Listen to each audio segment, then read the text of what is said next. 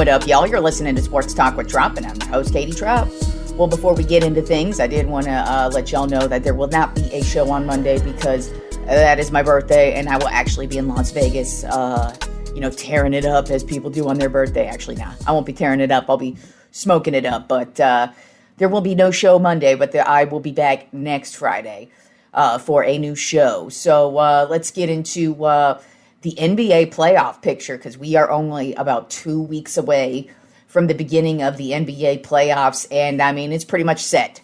All of the teams that are in are in.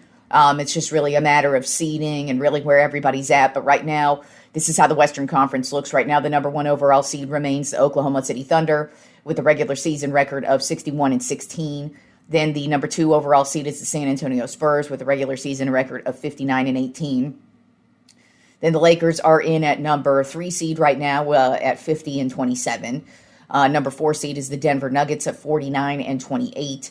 Number 5 seed's the Houston Rockets at 47-29. And the number 6 overall seed is the Minnesota Timberwolves at 46-30. And then on the play-in side of things here on the Western Conference, the number 7 overall seed is the Phoenix Suns at 42-35. The number 8 overall seed is the Portland Trail Blazers at 40-38. At number 9, the Los Angeles Clippers at 39-38. And then the number 10 overall seed is the Golden State Warriors at 36-41.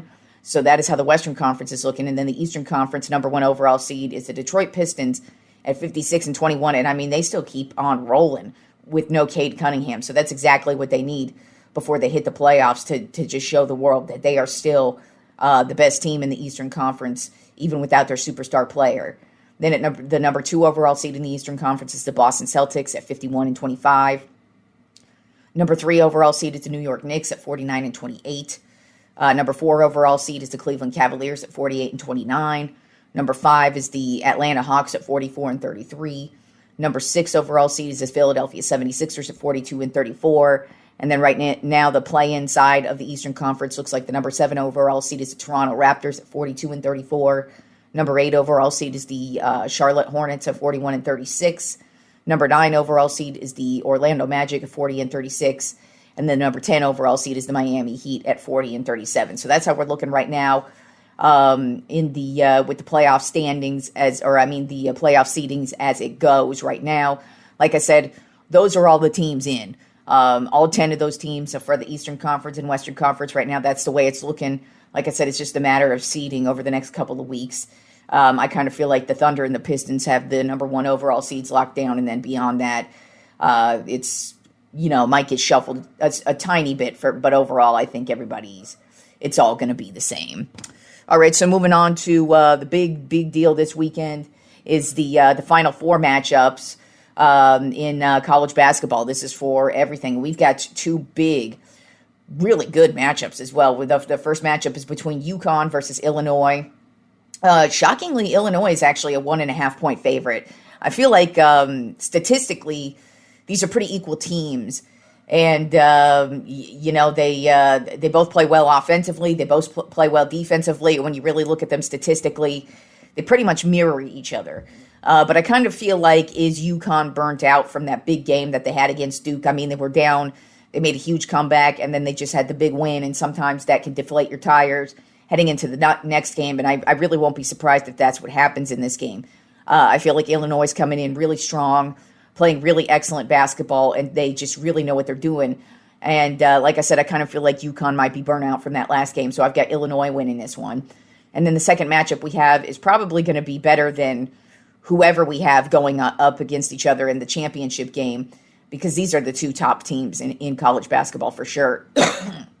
We have Arizona versus Michigan, and Michigan is a 1.5-point favorite right now.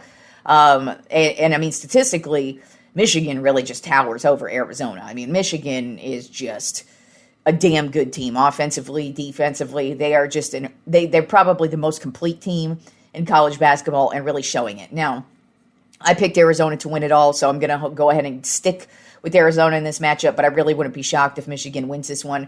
But I do expect it to be a close matchup because, I mean, Arizona's been one of the top-tier teams all season. Michigan's been one of the top-tier teams all season. Like I said, statistically, Michigan is better, but, I mean, stats don't win games. That just doesn't matter at all.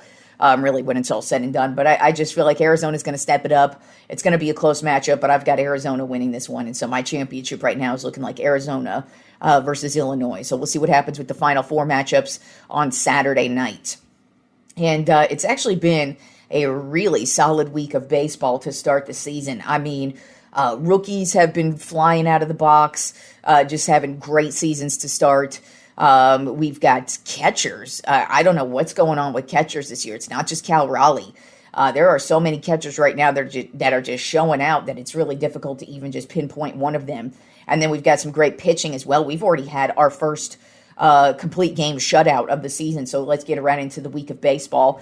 Beginning on Monday, the Arizona Diamondbacks had a surprising win over the Detroit Tigers 9-6.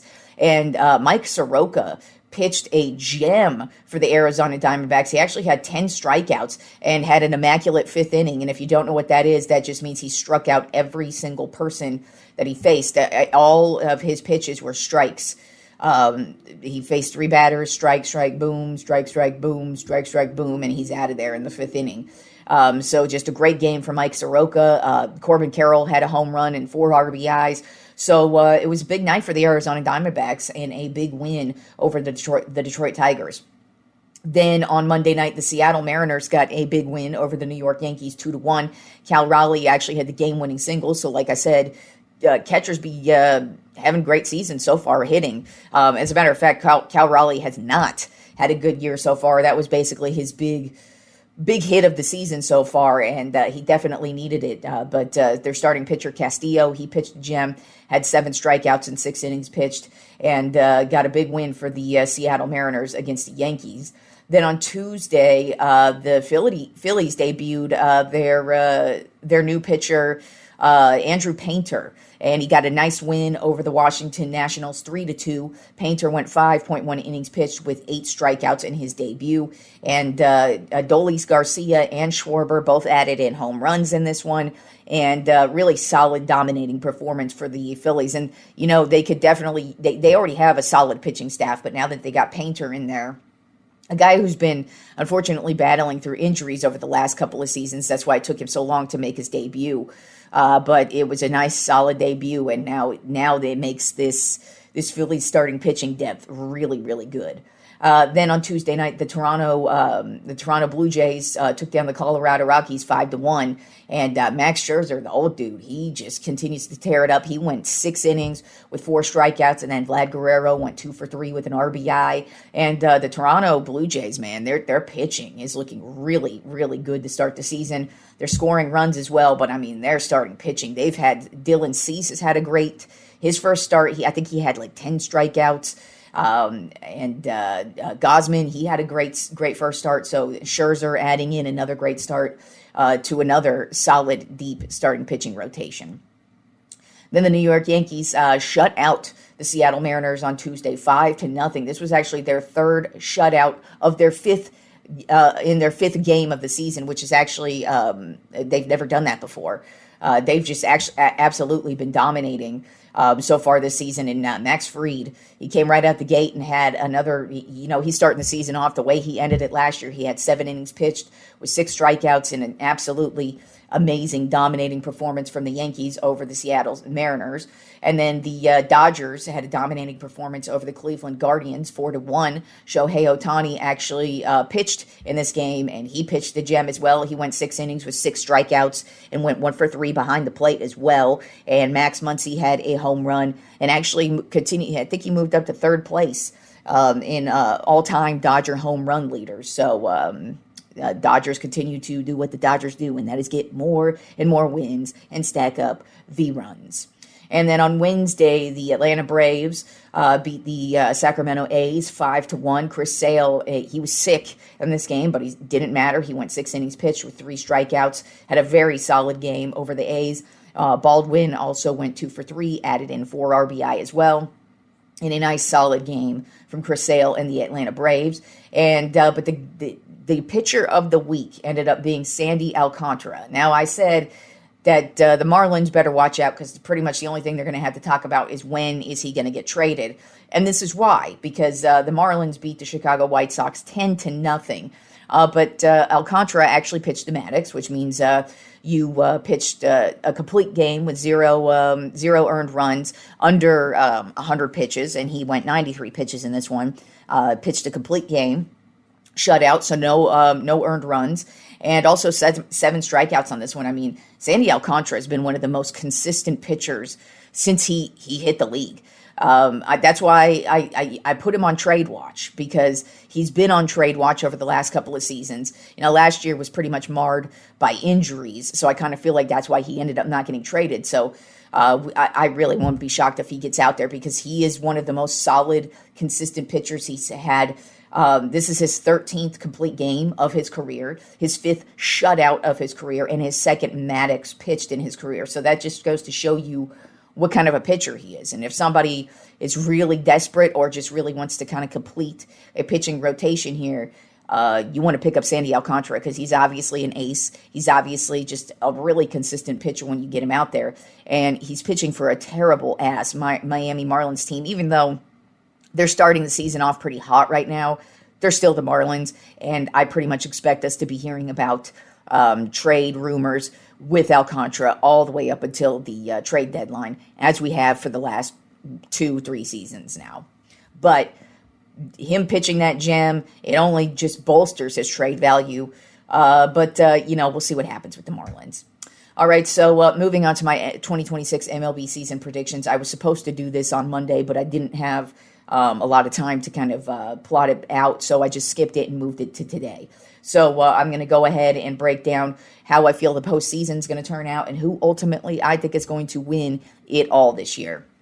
So let's begin with the National League and how I feel like that's going to pan out this year. I have the Dodgers as the number 1 overall seed, winning the West as always, just because until they fall apart, you can't pick against the Dodgers. I mean, I feel like they have a weak starting pitching rotation and a weak bullpen, but so fucking what? I mean, until they fall apart, can't pick against them. They have the top offense in the league, that's for sure. I just really only expect them to just continue what they do. They're the 2-time defending champs. So, like I said, until they fall back, I can't expect them to fall back. So I feel like they're going to be the number 1 overall seed and win the West.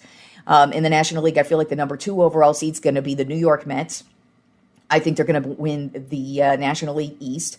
Then the number 3 overall seed I have is the Chicago Cubs. I feel like they're going to win the Central. And then the wild card teams I have at number 4, the San Diego Padres, number 5, the Philadelphia Phillies, and number 6, the Atlanta Braves.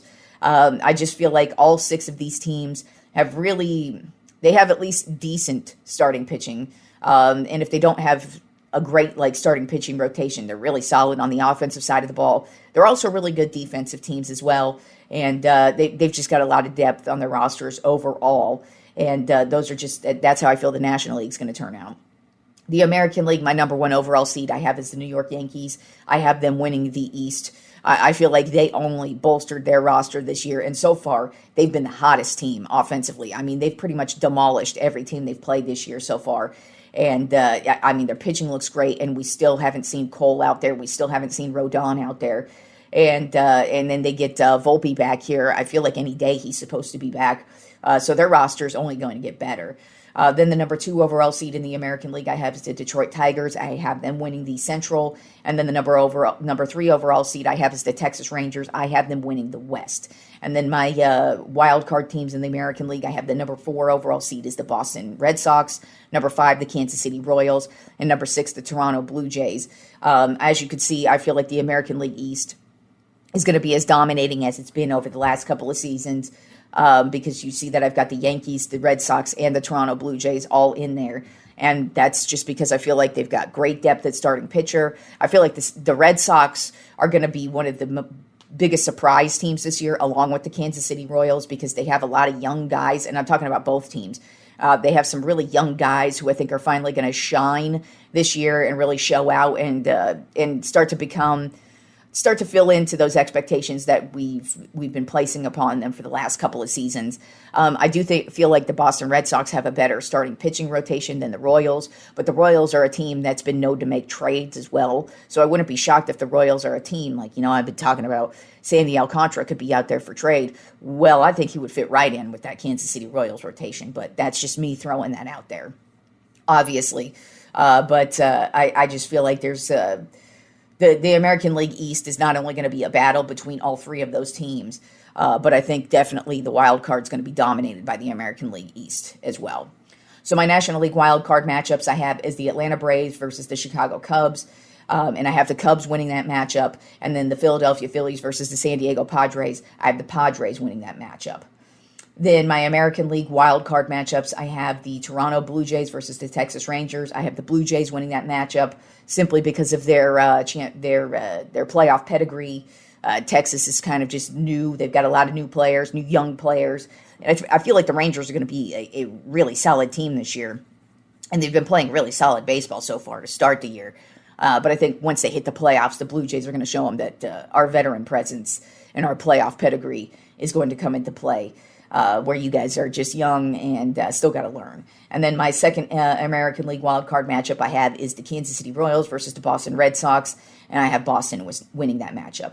Then my NLDS matchups, I have the San Diego Padres versus the Los Angeles Dodgers. And I actually feel like the Padres are going to be on the Dodgers' ass all season long. I think they're going to be that team that actually is their Achilles heel, kind of takes them out. I don't think they're going to do enough to win the West, and that's simply because until the Padres prove they're a team that can win, I cannot believe in them to win it all. But I do think the Padres have been building an excellent roster over the years. I think they've got really solid starting pitching. They're going to be getting a couple guys back once they come back from the injured list. So they still have some guys to fill out the roster, especially the starting pitcher position. They have one of the best relief pitching staffs in the league. And then offensively, they're excellent. And then defensively, they're excellent as well. So I just kind of feel like the Padres are going to be a team that makes a lot of noise, but I feel like they're going to be on the Dodgers' ass, and I feel like they're going to be their Achilles heel, so that's why I have the Padres taking down the Dodgers in the NLDS. And then my second NLDS matchup I have is the Chicago Cubs versus the New York Mets, and I'm just taking the Mets in this matchup because I do think it's finally a year that the Mets have a good year, a solid year, and they finally play up to their standards. Then my ALDS matchups are the Toronto Blue Jays versus the New York Yankees. I'm taking the Yankees in that matchup just because I think the Yankees are overall the best team in the league. And then my second ALDS matchup is the Boston Red Sox versus the Detroit Tigers. And I have the Tigers winning that matchup because they have one of the best starting pitching rotations. I just think they mirror to me the Houston Astros dynasty of old. And I just feel like the Tigers are going to really be one of the top tier teams. Not only in the American League, but just overall in baseball this year. And then my NLCS matchup is the San Diego Padres versus the New York Mets, and I am taking the Padres in this one because, like I said, I feel like they have a really solid roster, a lot of depth, and I feel like the Mets, they keep building, but they're gonna run into a wall at some point, and that's where I think it's going to be is the NLCS. And then my ALCS matchup is the Detroit Tigers versus the New York Yankees. And I have the Yankees winning that matchup because, as I continue to reiterate, I just think the Yankees are overall the best team in the league. So my World Series matchup is the San Diego Padres versus the New York Yankees. And my champion is the New York Yankees because I said it about 95 times now. I think they have the best roster in the league. I think once Cole and Rodon are back, their starting pitching already looks good right now, and they get those two back, it's just going to be better. Their relief pitching hasn't been terrible. Bednar, he's been great so far, but there's been a couple of moments with their bullpen that have really almost cost them a couple of games as well this year. So I think that's going to be a problem for them. But other than that, I mean, you've got Aaron Judge, you've got Jazz Chisholm, you've got Bellinger. And like I said, Volpe's going to be back. I mean, defensively, Volpe's a really solid player. He's very streaky when it comes to the offensive side of the ball. But I just kind of feel like the Yankees are overall the best team in the league. And I just feel like the Padres, they're going to be a team that we hear about all season long. I think their offense is great. I think their roster is great. I really like they've got a lot of depth at the majority of the positions. And I just really like what they've been building over the years. And also, they're another team that I feel like they're not afraid to make the big trade. So this is another team where you could potentially maybe see Sandy Alcantara get traded to because they might need to make a run for the playoffs. And, hey, let's get him in there. And maybe that could be a reason why they end up in the World Series. But either way, I just think the Padres have been building a really solid roster over the last, 5 seasons. And I think now it finally comes to fruition. And I did say you can't believe in the Padres until they prove it. That's why I don't have them winning the World Series, but I do have them getting there because, like I said, I feel like they're going to be on the Dodgers' ass all season long because I think they have enough talent to keep up with the Dodgers. But I just think in the end, the Dodgers are going to win the West, but I think the San Diego Padres will beat them in the playoffs. So that is how I feel the MLB season is going to turn out this season. But we have us a long way to go. As I said, a lot of rookies have been showing out so far. A lot of catchers have been showing out so far. Some good pitching has happened, and it's just been some really good, solid baseball to start the season. So I'm looking forward to the rest of the 2026 season with the MLB season. So enjoy the weekend of sports, and I will talk to you fools next Friday.